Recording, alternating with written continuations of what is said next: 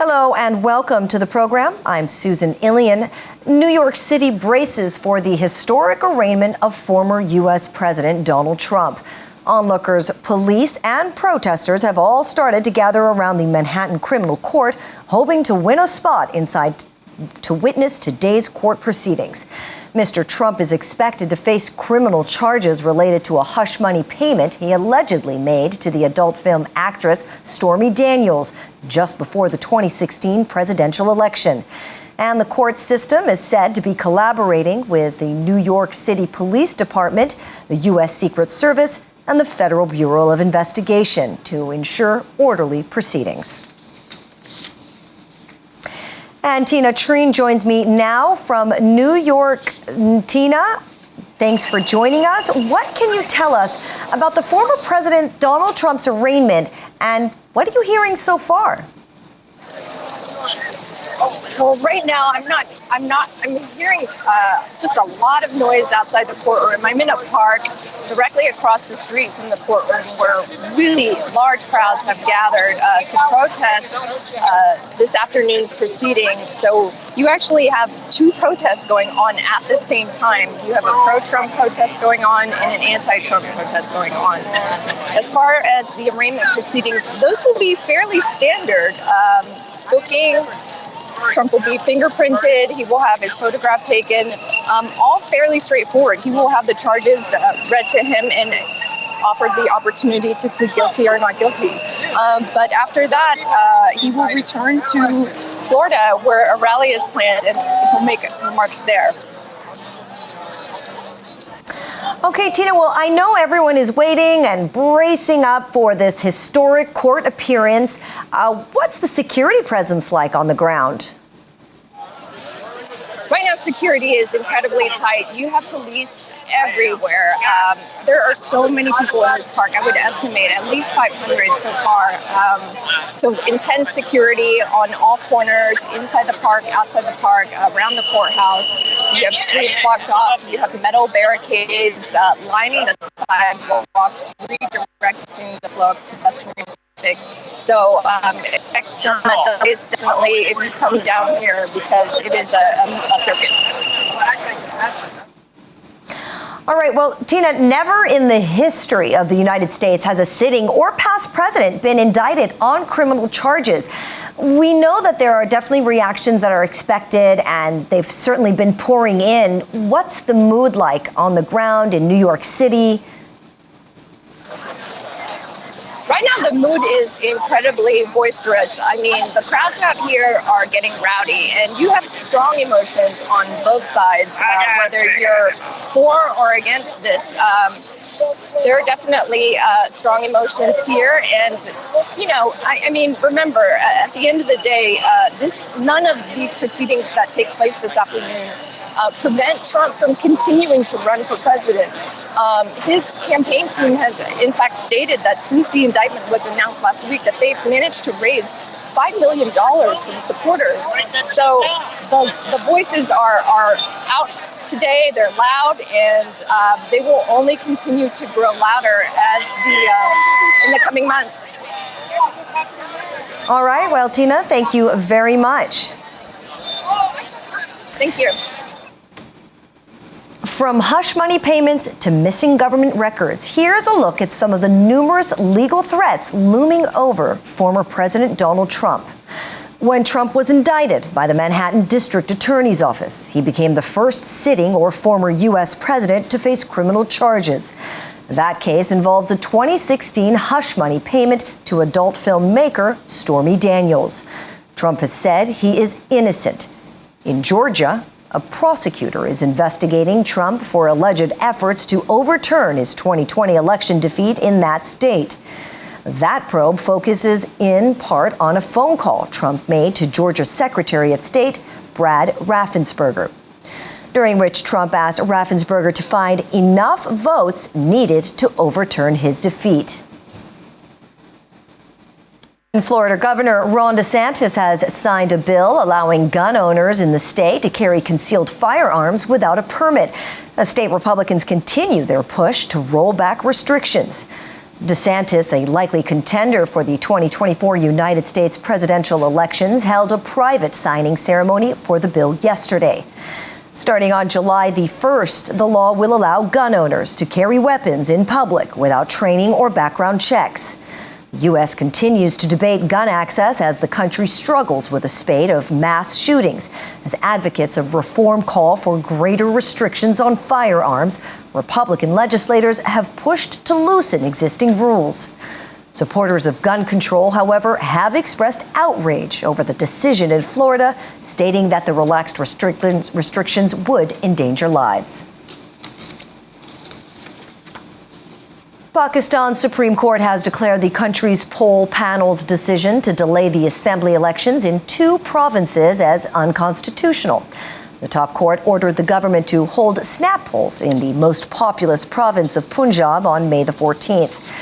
The court's verdict followed a petition filed by the main opposition Pakistan Tehreek-e-Insaf party, led by former Prime Minister Imran Khan.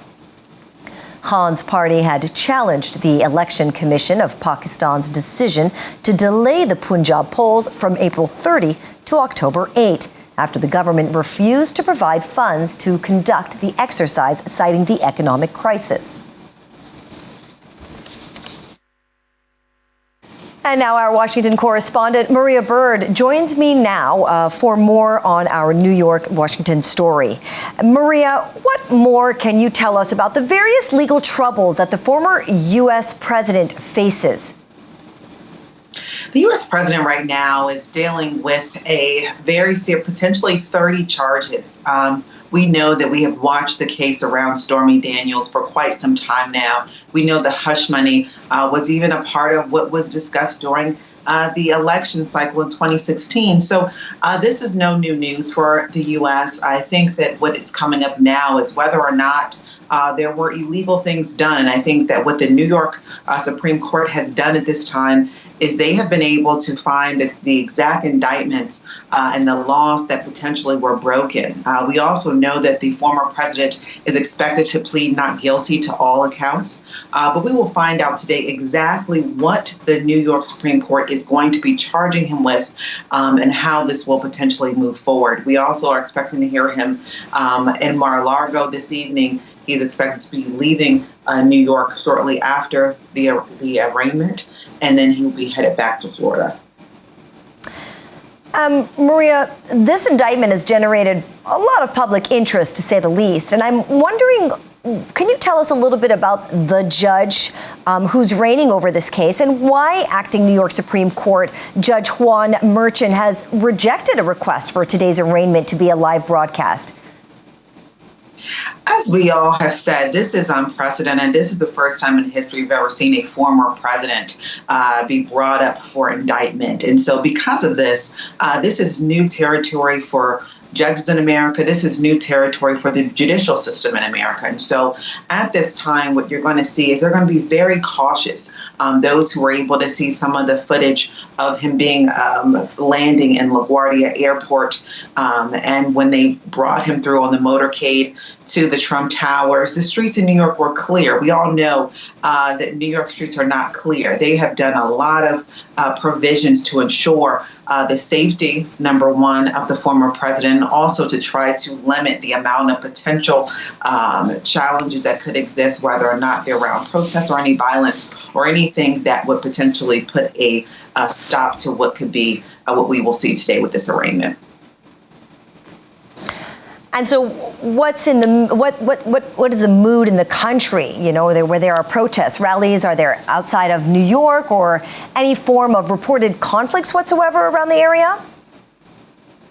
Well, to your point around, I think that's another reason for not having the cameras in the courtroom, trying to limit the amount of potential protests or negative reactions from the public.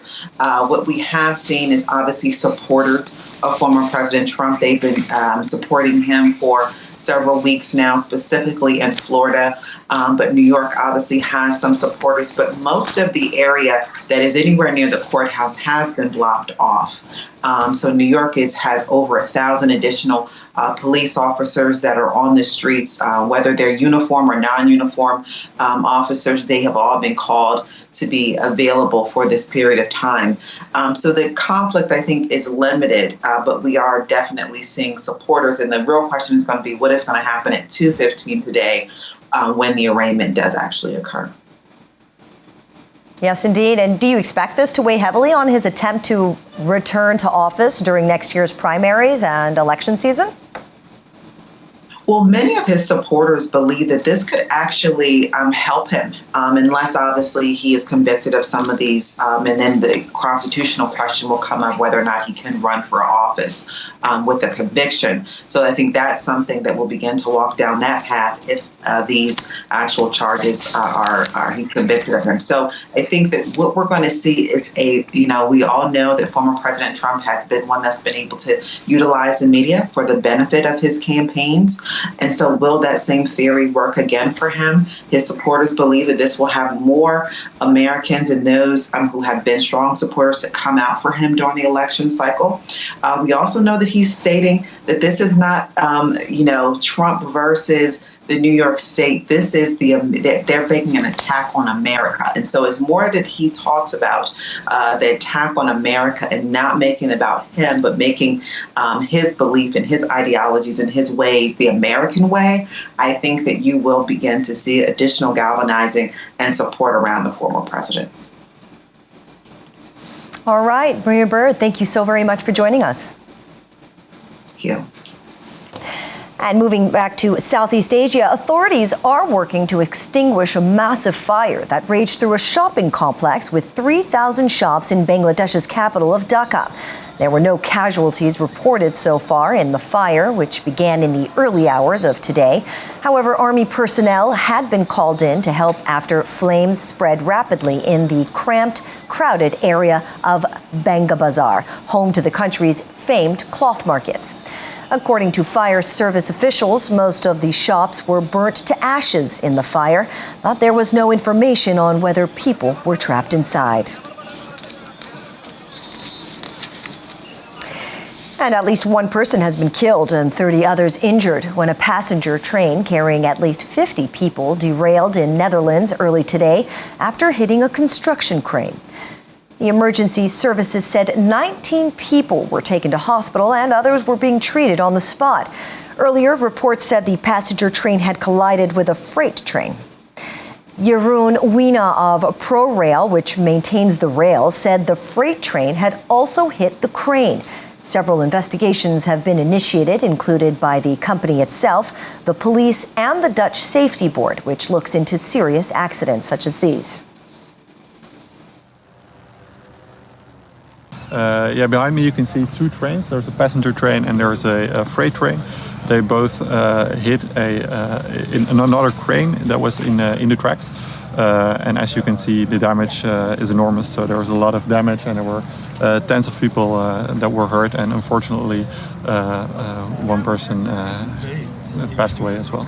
So it is a very unusual thing to happen, an accident of this size here in the Netherlands. So our priority now is to find out what happened and how could this have happened, and how can we make sure that this doesn't happen again. So that's a priority for now. At the moment, researchers of ProRail, but also of other organizations, are doing their investigation behind us.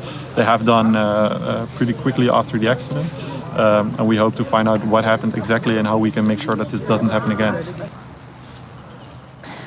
A Taliban spokesman says Taliban forces have killed 6 members of the Islamic State of Iraq and the Levant armed group in Afghanistan's northern Balkh province during an overnight raid. The raid comes as the Taliban rulers crack down on the regional affiliate of the ISIL group, known as the Islamic State in Khorasan province, which has carried out several deadly attacks in recent months, killing dozens, including Balkh Governor Mohammad Dawood Muzammil last month. According to Muhammad Asif Waziri, a spokesman for the police chief in Balkh, the operation late on Monday night targeted an ISIL hideout in Nahri Shahi district, adding that 6 members of the armed group were killed. Muzammil was known for his resistance to ISIL in the area. The group has emerged as the biggest security threat to the Taliban, which took over Afghanistan in August 2021 after U.S.-led foreign forces withdrew after 20 years of war. A shooting involving suspected drug dealers has killed 4 people on a beach in Mexico's popular Caribbean resort of Cancun. The latest outbreak of violence in the city's hotel zone comes as tourists flocked to Mexico's Riviera Maya during the Easter holiday period. Jose de la Peña, a security official in Quintana Roo state where Cancun is located, said authorities detained 2 suspects who apparently are related to drug dealing activities. Mexico is plagued by cartel-related bloodshed that has seen more than 300,000 people killed since the government deployed the military in the so-called war on drugs in 2006. While Quintana Roo is generally considered safer than much of the rest of the country, there has been an increase in violence linked to gang turf wars in recent years, prompting security forces to step up patrols. And the navies of South Korea, the U.S., and Japan held anti-submarine exercises today to be better prepared for North Korea's evolving nuclear and missile capabilities. That's according to South Korea's defense ministry. The drills were staged in international waters off South Korea's southern island of Jeju for 2 days. The trilateral drills come as North Korea last week unveiled new, smaller nuclear warheads, vowed to produce more weapons-grade nuclear materials to expand its arsenal, and boasted of what it called a nuclear-capable underwater attack drone.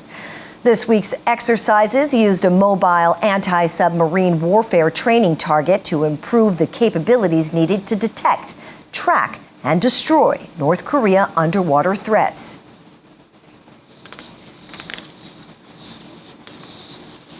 And after the break, Australia bans TickTock from all federal government-owned devices over security concerns. Details in a moment. Stay with us. Welcome back.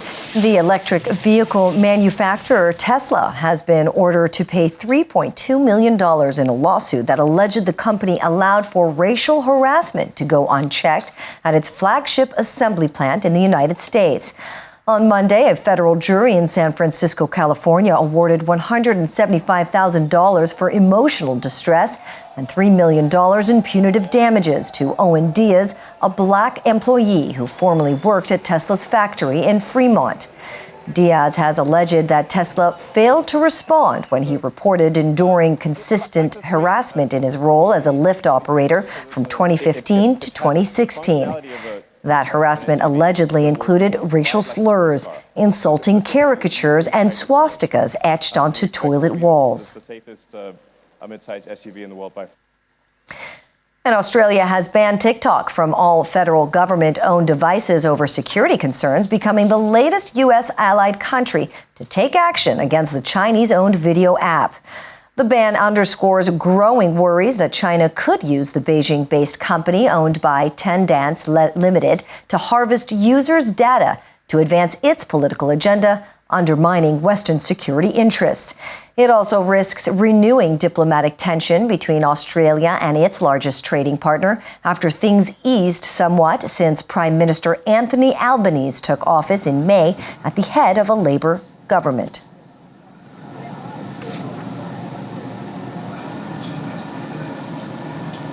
This has been informed by security agencies' advice on work that's been done and provided to government. So that's the decision we've taken is around government-issued devices. Obviously, we're always clear with people that they should be aware of risks about particular apps, social media, etc. And there is a whole lot of information that people can access about that if they choose to online through eSafety and through some other government websites. But the decision's been taken about government-issued devices based on that advice from the security agencies. The National Aeronautics and Space Administration has named the first woman and the first African American ever assigned as astronauts to a lunar mission, introducing them as part of the 4-member team chosen to fly on what would be the first crewed voyage around the moon in more than 50 years. 44-year-old Christina Koch, an engineer who already holds the record for longest continuous space flight by a woman, will be joined by 46-year-old Victor Glover, a U.S. Navy aviator and veteran of 4 spacewalks, who NASA has designated as pilot of Artemis II. He will be the first black astronaut ever to be sent on a lunar mission.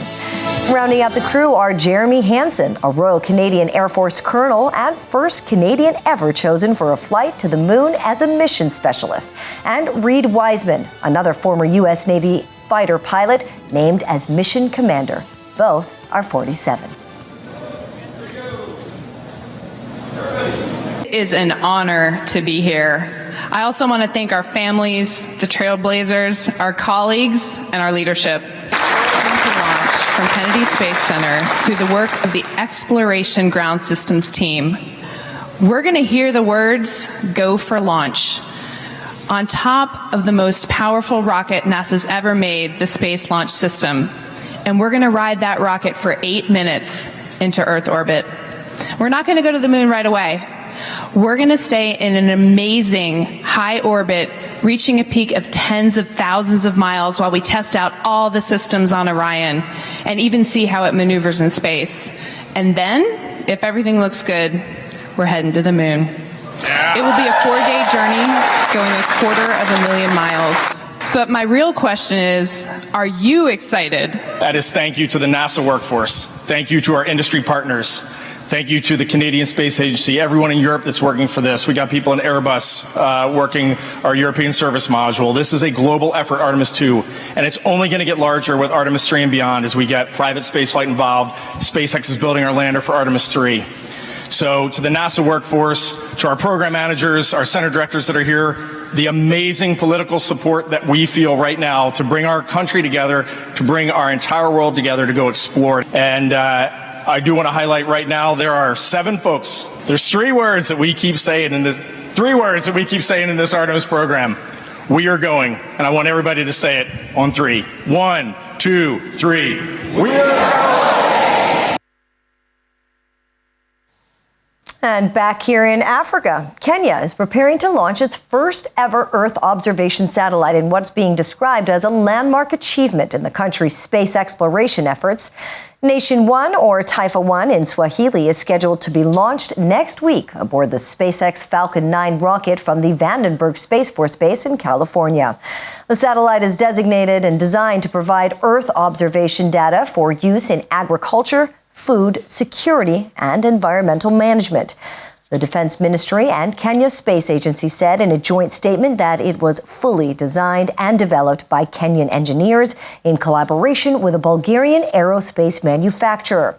A delegation from Kenya is expected to travel to the U.S. for the launch.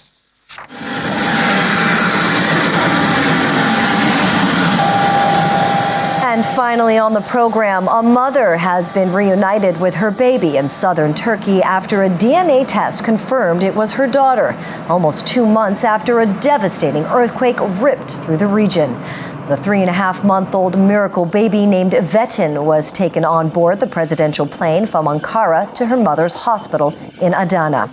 A ministry statement said Vetin was pulled out of the rubble of buildings in the province of Hatay more than 5 days after the February 6 quake with no health problems. The Turkish Minister of Family and Social Services, Derya Yannick, handed the baby over to her mother, Yasmin Baghdaz, 54 days after the disaster. The child had been given the nickname Gizem, meaning mystery in Turkish, before the DNA test revealed her identity as Yasmin's daughter.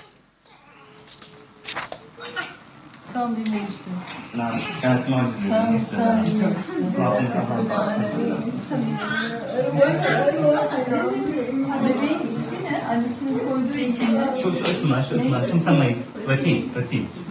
Evet. Betin annesine geldi değil mi? Nasıl tanıdın Betin? Verseniz yavaş. Yaraları şey değil mi? Sen kime verdin?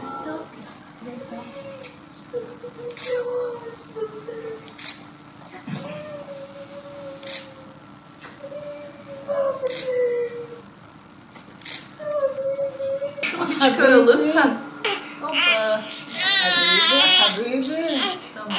Ben çıkaralım biraz. Tamam.